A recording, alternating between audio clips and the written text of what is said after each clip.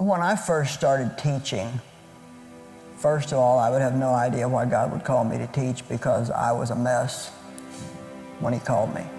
The first Bible study that I taught was in my home for about 5 years, and I started teaching it wearing short shorts and blowing smoke in everybody's face. You know, I'd sit there and just smoke one cigarette after the other. But see, I didn't know any better. Yeah. I didn't know any better. But God not only saw where I was, he saw that I was workable material. Yes. My goodness. You know, I was one of those pots that had been broken that Jeremiah talks about. And he renewed me, made me a new creature, which I think is like becoming a new soft piece of clay. And about the potter and the vessel that was broken, it says that the potter reworked it into a vessel that he wanted it to be. And so if we really give ourselves to God, give ourselves over to him, there's nothing he can't do. He can change anything in your life. He can heal any brokenness that you have. And it wasn't only the abuse from my dad. I mean, I started that, but to be honest with you, when I felt that God was calling me to teach, it was not a popular thing for a woman to teach. And especially in the church circles that I was in, it was unheard of. And so I was all excited. And I thought everybody else would be excited for me too. But they weren't. And so that was like, what my dad did to me was one type of woundedness and brokenheartedness. But the way people responded to me stepping out in faith because I believed God, that was one of the biggest hurts I've ever had in my life. I loved God from the time I was a kid.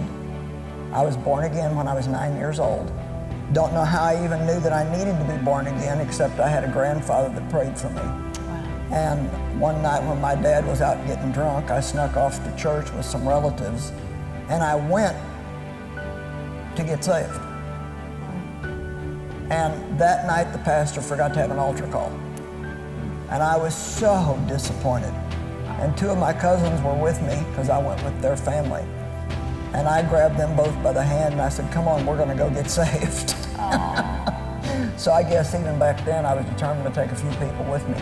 And I look back and it couldn't have been anything other than the grace of God that I was bold enough.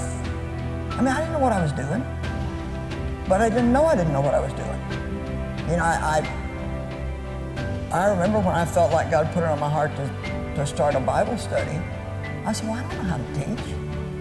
And he said, I do. And so I started with 12 women. All of them worked for me. I didn't realize because I was the office manager, they would all feel obligated to come. But hey, however you can get a crowd. So, you know, 12 women, 6 a.m. on a Wednesday morning, we met in a restaurant downtown, and I went to my pastor of the church where I was going to at the time, and I said, if somebody was going to teach a Bible study, where would they start? And he said, oh, the book of John would be good. And I said, what would you use for study material? And he suggested a Thompson Chain Reference Bible. And so all I had when I started was the Bible, and I chose an Amplified Bible, and the Thompson Chain Reference Bible, and eventually then I added a Vine's Expository Dictionary and a Strong's Concordance. And I would kind of take my own life and things that I was going through or that God was dealing with me about, and I would study those things out for myself and then teach them to other people. I mean, all I can really say is God anointed me to do it. Yeah. I mean, I don't have the education to do this. I'm not dumb by any stretch of the imagination, but I'm not extraordinarily brilliant, you know? I just have a lot of common sense. I love God, and I was willing to do what I thought he asked me to do. And I kept trying to get around other preachers so I could ask them a bunch of questions about what I was to do and how to do this. And I tell you what, no way, no how could I meet with anybody. First of all, nobody knew me. They care about meeting with me. And God finally showed me, I don't want you to be a copycat of somebody else. You do what I'm showing you to do, and it'll work out.